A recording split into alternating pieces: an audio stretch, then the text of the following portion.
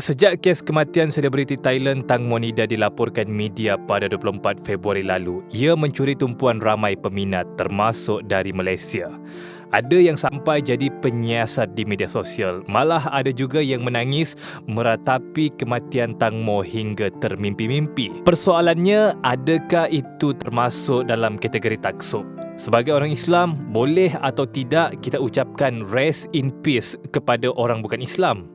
Pendakwa bebas Furkan Fawaz tampil menjelaskan tentang hal tersebut. Dari sudut kemanusiaan, saya pun ada juga terbaca Tang Mo punya kisah sebab dia dah terlalu banyak lalu kat FYP TikTok kan, dekat Instagram, bahkan dekat YouTube pun kalau orang ulas pasal Tang Mo je boleh juta-juta viewsnya. Tak punyalah kita punya masyarakat ataupun remaja-remaja kita ni sibuk sangat nak tahu hal Tang Mo ni, padahal dia bukan adik-beradik kita kan, bukan sepupu ke, apatah lagi dia bukan Islam. Tapi kita sebagai manusia, simpati tu dibenarkan dalam Islam. Cuma sampai bermimpi ni, itu dia bukanlah ada petanda-petanda bahawa Tang Mo tu nak minta tolong kita ke apa kan.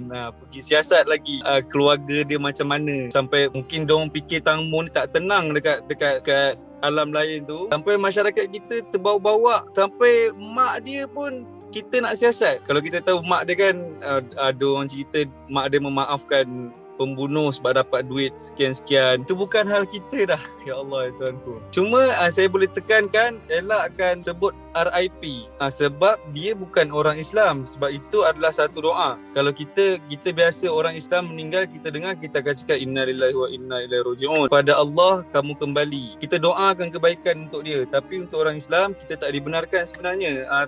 Topan? RIP kan maksudnya rest in peace. Jadi dekat situ minta netizen kurang-kurangkanlah cari tahu. Kita dah nak masuk Ramadan dah pun. Kita ada kat bulan Syaban sekarang ni.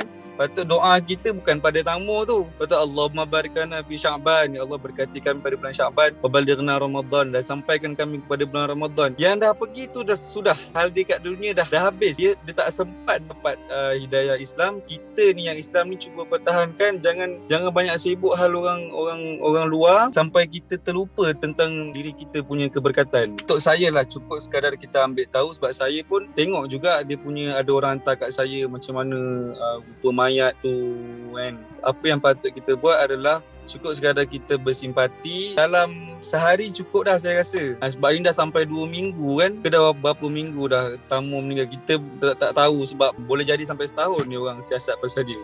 Jadi minta berhenti. Cukup yang saya boleh cadangkan, cukup sekadar kita bersimpati. Itu je. Tak perlu janganlah sampai RIP. Dan lagi teruk ada yang orang Islam kita inna lillahi wa inna ilaihi raji'un.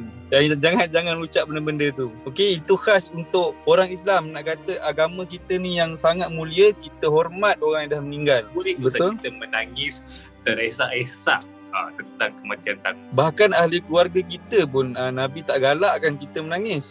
Islam tak menggalakkan kita bersedih di hadapan mayat tadi. Ni kan kita bukan ahli keluarga lagi lah.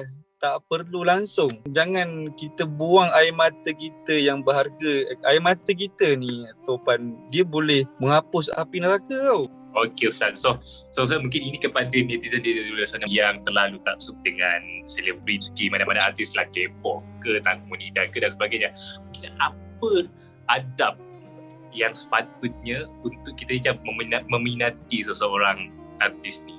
Yes, bagus soalan Topan tu. Soalan tu sangat bagus. Kita sangat minat terhadap seseorang artis. Kalau dia hidup lagi, kita cerita yang mati tadi tak boleh buat apa-apa dah. Cukup kita mendoakan dia. Ya Allah, bagilah dia hidayah Islam. Macam saya minat Ronaldo, minat bola kan. Kita minat Ronaldo. Ya Allah, baiklah dia ni, dia tolong orang sana sini. Tapi sayang, dia tak dapat benda yang paling besar untuk hidup dia, iaitu agama.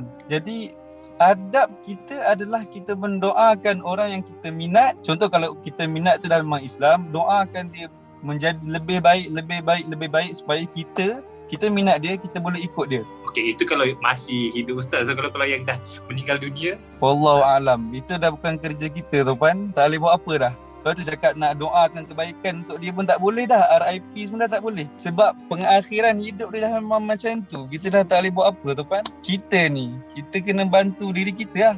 Dan orang-orang keluarga kita doakan keluarga kita doakan artis yang kita minat yang masih hidup, yang mati tak boleh buat apa tuan. Cukup kita kesian cukup lah, macam cerita Piramli, kesian tak boleh buat apa dah. Okey, untuk tambahan lah sikit lah, saya ambil daripada ayat Quran, innamal mu'minuna ikhwah fa aslihu baina akhawaykum wattaqullaha la'allakum turhamun. Sungguhnya orang mukmin ni, kita semua ni, saya Topan adalah bersaudara. Fa aslihu baina akhawaykum. Yang paling baik antara kita adalah yang perbaiki hubungan antara kita. Mungkin ada adik-beradik kita yang bergaduh ke, kita cuba perbaikkan. Wattaqullaha la'allakum turhamun, dan takutkanlah Allah, mudah-mudahan Allah rahmati kita semua.